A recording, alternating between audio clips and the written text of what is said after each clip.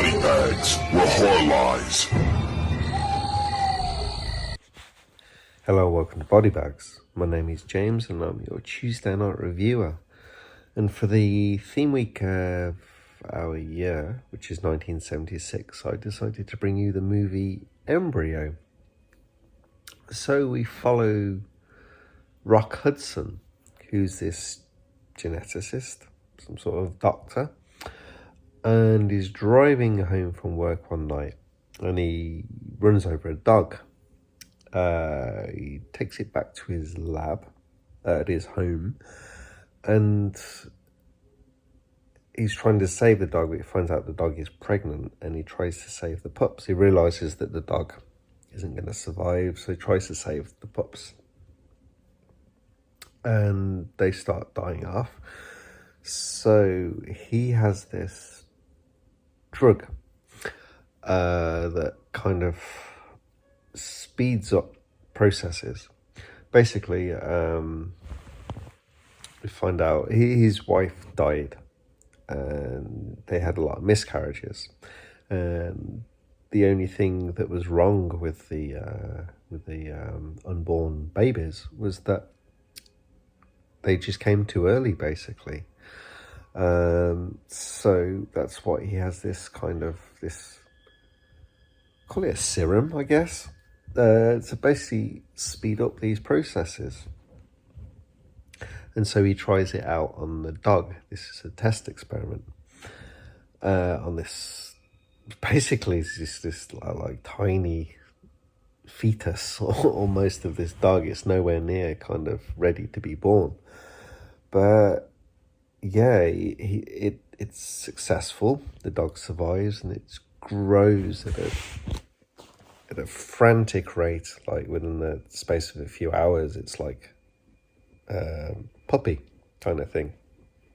Or next day or two, it's like a full-grown dog. And not only is it growing really fast, but it has this heightened sense of intelligence. It learns very, very, very quickly. What he doesn't realize is also gets a lot of anger and violence. There's a scene where it kind of kills this other dog, this little yappy thing, and it runs off and basically hides it. So anyway, like there's circumstances, occurrences, and he gets to have this baby, kind of. And he uses the serum on this baby, and it's kind of weird. It's like the science in this is not very good at all. I mean, it's pretty weird to, like, when you hear about it, but it's so inconsistent. Like all the writing as well is pretty inconsistent with like how it's all done, and there's a lot of things just happen to be happening in the right place, so the writing is quite weak. But anyway, yeah, this unborn baby turns into an adult incredibly quickly. And so he's trying to teach her. Kind of funny, it's like knows how to walk and everything and things like that, but he's just teaching her really basic stuff like letters and a few numbers. And before long, she's playing chess. We have they're at this party somewhere, and you have like Roddy McDowell, and like she's beating him at chess. He's his chess champion, and so yeah, it's just not very consistent. Like I said, how the intelligence like builds quickly. But yeah, it's he ends up sleeping with her. She's like not manipulating the situation, but well, kind of, yeah. She's very forward towards him, but then she starts having these stomach pains, and it's this where she's basically rapidly aging. But at this party, she met this guy, and he's kind of connected to this company that has this supercomputer and she feeds on all this data, and she realizes, well, finds out that you can get this, I don't know, this liquid, this goo or something from like an unborn baby inside the womb that's like 6 months old. And so if she extracts that and injects that for her, it kind of stops her aging process.